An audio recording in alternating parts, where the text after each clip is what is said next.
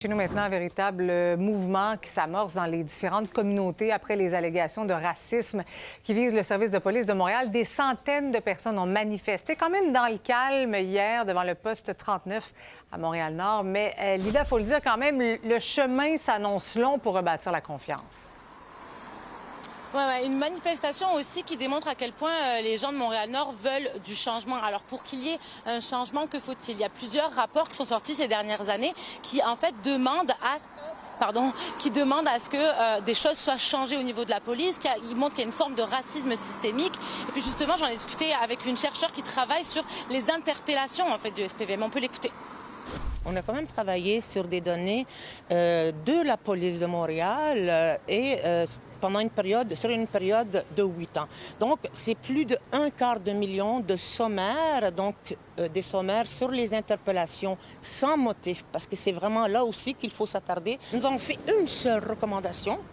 Et cette recommandation-là, c'est vraiment de mettre un moratoire. Le service de police invoquait comme argument que ces interpellations nourrissaient le renseignement. Bien, il n'y a rien qui a démontré cela, bien au contraire.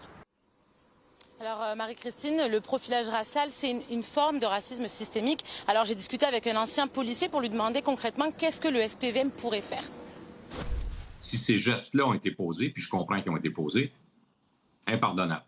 Inacceptable. Ces gens-là ne méritent pas d'être dans la police. À Montréal-Nord, je pense que les policiers doivent absolument s'ajuster à la population, mais ne doivent pas dépasser les limites de la légalité.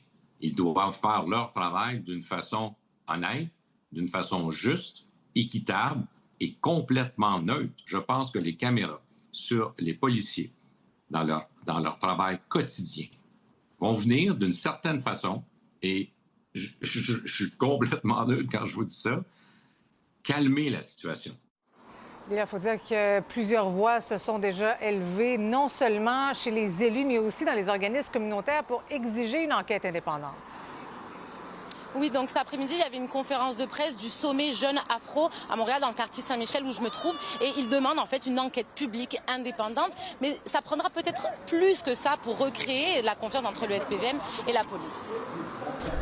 La commission d'enquête, la mise en place des actions qui peuvent être mises en place dès aujourd'hui, comme l'arrêt des interpellations et d'autres recommandations. Et ces actions-là, plus cet esprit d'ouverture et de détermination de nos décideuses et décideurs seraient de nature à contribuer à restaurer la confiance. J'aimerais dire à l'ensemble des policiers, vous devez servir et protéger l'ensemble de votre population.